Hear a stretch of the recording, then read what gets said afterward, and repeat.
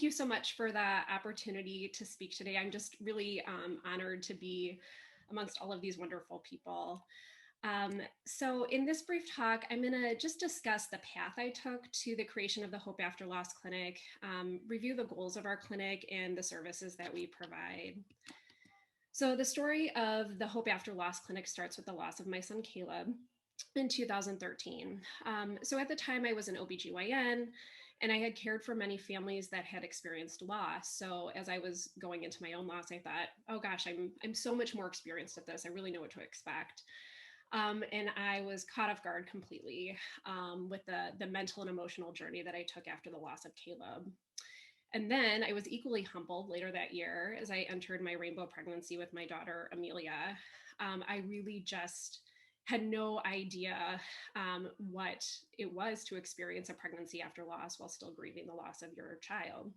And until that point in my career, I always thought I felt like I provided really empathetic and emotional care and really comprehensive care to patients who had experienced loss. But it really wasn't until I was walking that journey myself, I realized that there was so much more I could do. So in the years after the loss and the birth of my daughter, Amelia, I started to change my approach in my general OBGYN clinic to how I cared for patients after loss, really asking them about their mental and emotional status, providing them longer visits, just really more personalized care. And it was slowly through that the idea for the Hope After Loss Clinic was born. So I had the idea, but I had no idea what to do with that. I soon realized there's really no blueprint on how to start a pregnancy loss clinic. And additionally, within OBGYN, there's not specialized or focused training on comprehensive pregnancy loss care. So I really had to start from scratch. So I essentially spent 2 years educating myself in all things pregnancy loss. I strengthened my medical knowledge and background on loss, but as important, I really had to educate myself on the mental and emotional aspects of loss. So to do that, I read countless books and journal articles. I attended conferences. I attended a bereavement training course. I was actually very fortunate to talk to Dr. Hiesel in early 2017, and he provided so much inspiration for the start of this clinic.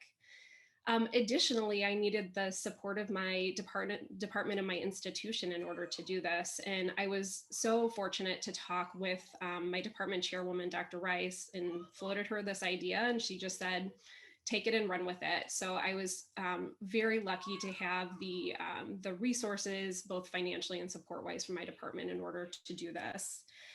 So after spending that time sort of in information collecting and preparing and also talking with local loss parents to identify gaps in our care, the clinic launched.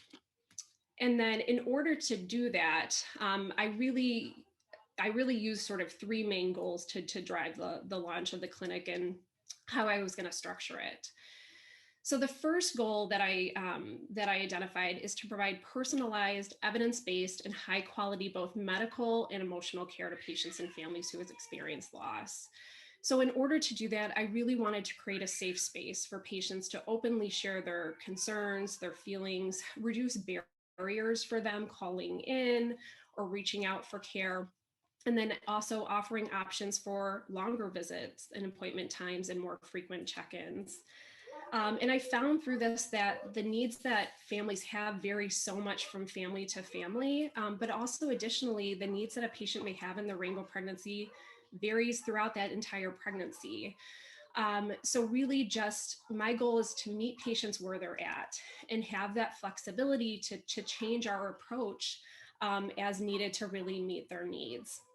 So in order to do this, I had to do a couple of things. One, I really needed the support of my institution to say, hey, I need longer appointment times for this, or we need to sort of work outside of our standard, OB visit template. So I was very fortunate to be able to do that.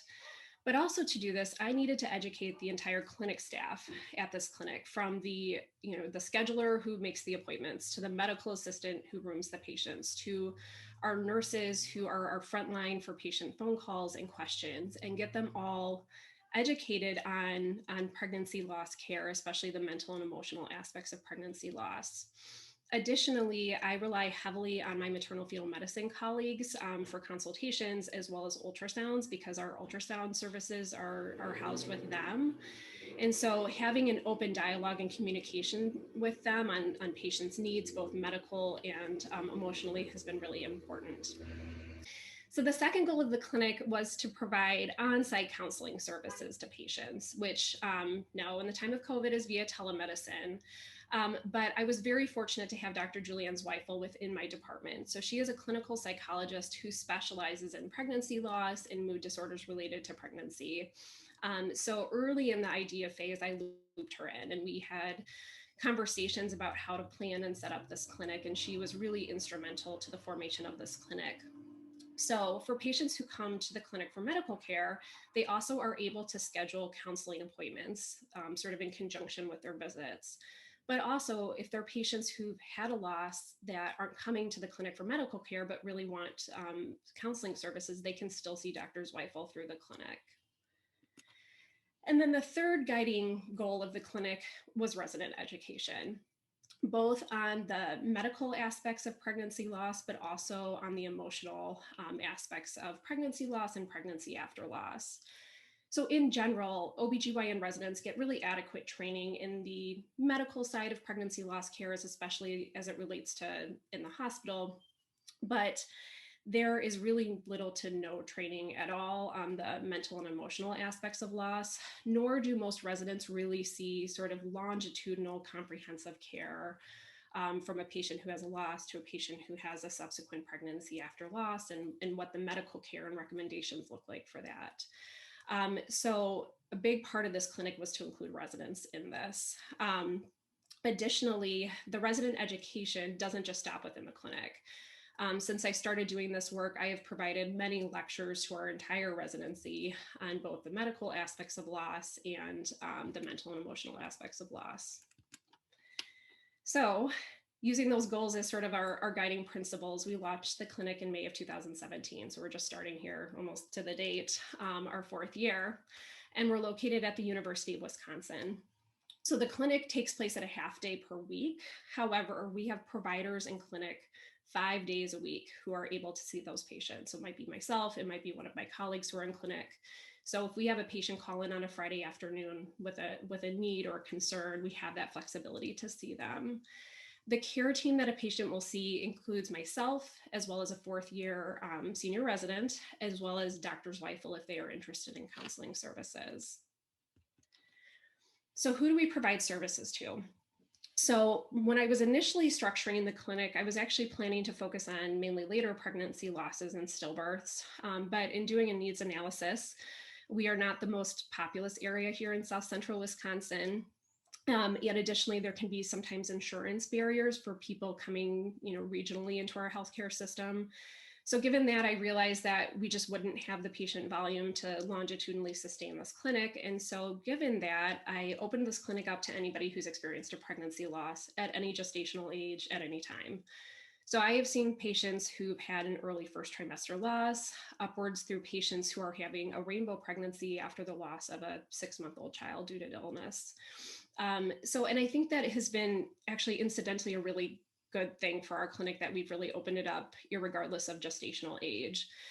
Because I have found that a patient's medical needs or patient's mental or emotional needs doesn't necessarily correlate to the gestational age that they experienced their loss. So again, really just providing that individualized care, regardless of the gestational age of the loss and when it occurred, whether it was recently or years before, has just been really important. And since the start of the clinic, we have seen 311 individualized patients through this clinic. So in terms of the services that we provide, so we provide consultative visits. So this can include a consult visit after a stillbirth to review the evaluation and make recommendations for future pregnancies. This can include ongoing care for people who are going through a loss or right after their loss or need some preconception counseling prior to a future pregnancy. We also provide full scope prenatal care for people after loss. We have counseling services on site as I discussed before. and then referrals to other specialists as needed. And again, I often rely heavily on our maternal fetal medicine or our high risk OB colleagues, and also interact often with reproductive endocrinology or infertility colleagues. So how patients get plugged in is simply by just calling to make an appointment. There's no referral necessary. And I hyperlinked our website onto the slide here.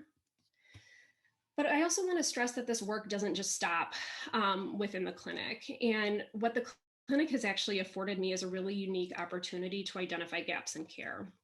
So for example, as I was seeing patients for evaluation or visits after their stillbirth to review the evaluation that occurred, I was finding that there were oftentimes gaps in their evaluation. So things that weren't completed at the time, which unfortunately, some of those tests we just can't get after the fact.